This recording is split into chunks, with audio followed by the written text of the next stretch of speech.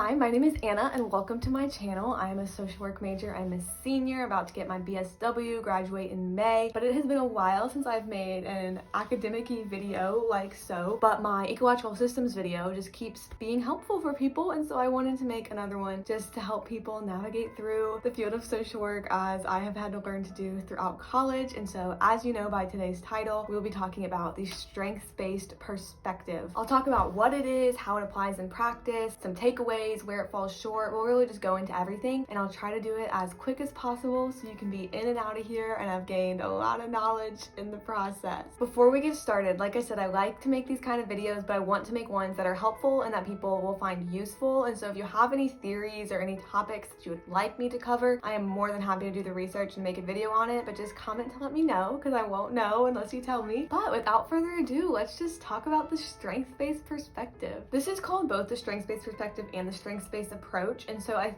think I tend to use perspective, but they're interchangeable and I very well may use both throughout this video. But starting with, what is it? Something unique about the strengths-based perspective is that it actually came from the field of social work. It is our own, and simply put, the strengths-based perspective just means focusing on the positive attributes, the strengths of a person or a group of people, which seems easy and simple enough, right? Using this perspective can create change through positivity. It leads to empowerment. It can affect an individual's attitude towards their own dignity, their capacity, their rights, their strengths, their values, their personality, their quirks. Applying the strengths-based perspective means believing that an individual holds value just by being themselves. It guides you to capitalize on strengths to lead people to see themselves as the best versions of what they can be. In 2010, Wayne Hammond laid out some basic principles of the strengths-based perspective. I'll have that article as well as other resources linked in the description below, so if you want to do further research, further reading, further watching, all of those resources are down there. But I think that his basic principles can help us see the perspective more clearly. So number one, everyone possesses a uniqueness that helps them evolve and move along in their journey. Again, I don't think anyone would argue with that. People are different,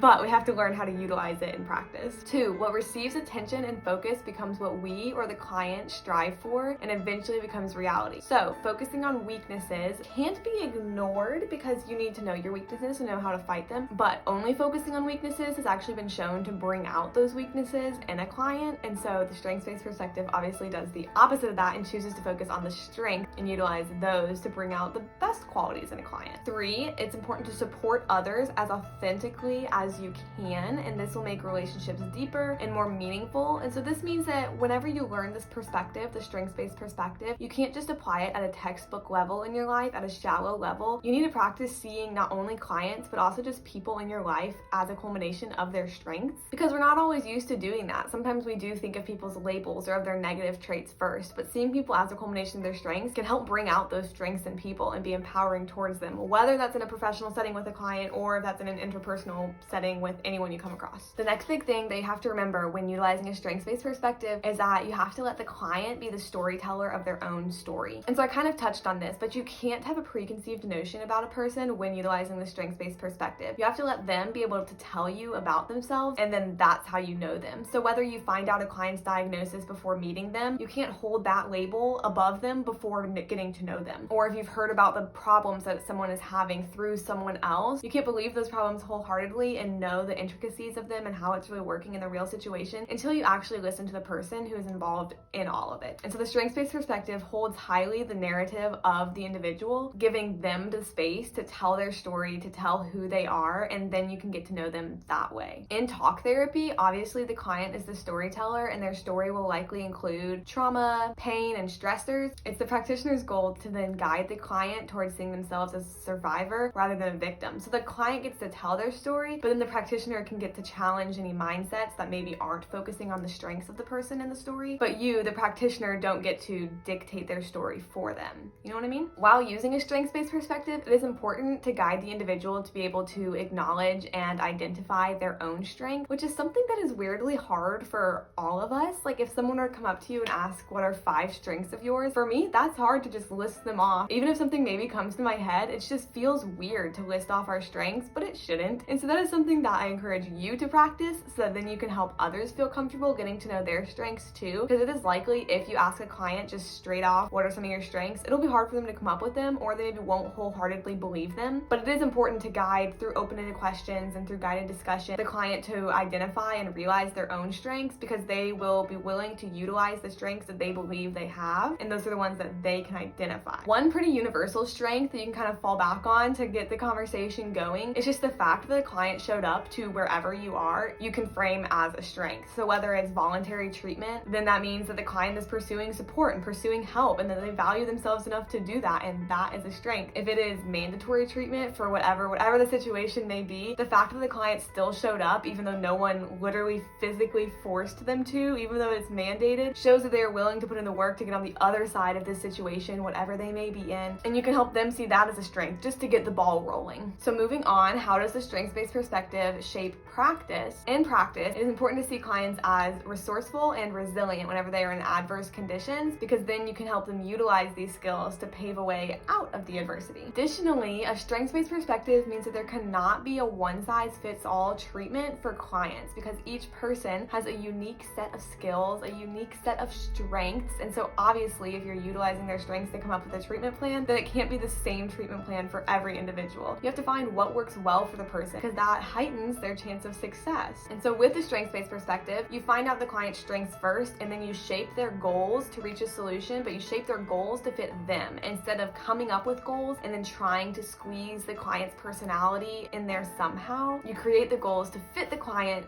to get to the solution, which gives them a greater chance at success. And with that, it is important for the individual to set their own goals, because again, it has been proven, research shown, that an individual is more likely to meet the goals that they set for themselves and they want for themselves. Obviously, you help them, that's why you're there, but they set the goals themselves and you help them get there, or guide them to get to that place. And really, it's important to know that each person is an expert on their own strengths, resources, and hopes, even if they don't know how to verbalize it or how to identify it in their own mind. So it's the practitioner's goal to help the person improve on the choices that they make given their strengths, and encourage them to make informed decisions. We'll go deeper in just a second about different questions you can ask to help a client figure out their strengths, but I think it's important to note that things outside of a person's personality, such as social support, is also important to navigate and to evaluate and see as a strength, because there is power in having people in support, and when people are cheered on by others, they experience increased confidence, which makes them more likely to achieve their goals for whatever that may be in whatever setting you are in. So benefits, some that we've already touched on, and then just like research proven benefits of the strengths-based perspective. Focusing on strengths rather than problems offers control to the person and a new mindset. Focusing on strengths improves resiliency and the overall function of the person and their family and their community. A strengths-based perspective helps us see a person as creating and rebuilding rather than broken and failing. If you see a client as broken and failing, how are they supposed to see themselves any other way than that? But if you see them as creating and rebuilding, then you can guide them to help see themselves that way too. Increase the self-esteem. I can do a whole other video on self-esteem, but increase the self-esteem, increase the confidence, increase their chance of success. Focusing on strengths helps the individual realize what can be controlled and what cannot be controlled. Focusing on strengths puts the problem outside of the person. So for example, I have depression, I am not depression. Or I have anxiety, not I am anxiety. Focusing on strengths helps both the client and you remember that the person in therapy is not the problem is the problem. However, no approach is perfect, so where does the strengths-based perspective fall short? While it is important to focus on strengths, weaknesses should not be neglected. If weaknesses are poorly or not managed at all, they can impede on the individual's progress or even make the situation worse, depending on what the weakness is for your specific client. But that being said, again, it is important to note, I'm going to say it many times, if you focus on the weaknesses and make the weaknesses the biggest thing with emphasis, then it just leads the weaknesses to have a stronger hold in someone's life. And so while acknowledging the weaknesses, you then want to focus and emphasize on the strengths that can combat those weaknesses. Another place that the strengths-based perspective falls short, it is not a decades-long research-backed practice yet, it's rather new. However, the research that has been done on it so far has shown it to be effective, but there are obviously other techniques that have a more strong foundation in research and a longer lasting foundation in research. So some application. What does it look like practically to use a strengths-based perspective in practice? It means that you will work on what is most important and most meaningful to the client. It means that your practice will be client-led. and client-centered. It means that you'll ask open-ended questions to get the client to tell their own story. It means that you will ask the client what they want to get out of your work together. It means you'll encourage the client to share their own ideas about possible solutions, conclusions. So if you have a pen and paper and want to write these down, it could be helpful. You could come back to this video later. But some example questions, and again, I'll link my sources down below. Some example questions that you can ask clients that you can base your sessions around. Explore the current situation. What are you doing and managing well right now? What are you feeling good about right now? What does a good day look like for you and what makes it a good day? Explore their skills, personal qualities, attributes, and knowledge. Tell me something you're really proud of. What do you like about yourself? What do you think you do really well? What is something that people closest to you would say you're great at? Explore their interests. What do you enjoy? What are you interested in? What did you enjoy studying in school? If you had time to start a new hobby, what would it be? Explore their support network. Who is important to you? What role do you play in the lives of those people you care about? Who supports you in your day-to-day life? In what way? Who can you count on? Explore challenges in context. Are there times when the problem, whatever the problem is, fill in the blank, isn't happening, or positive behavior, whatever your goal is, does happen? What happens on those days? What does that look like? How have you managed the problem until now? And explore their values. What is important to you? What are the things in your life that you really value? What would you like to get out of our work together? And you want to ask those questions, get to know the client on that deep level, and then shape your treatment plan, whatever that may be, with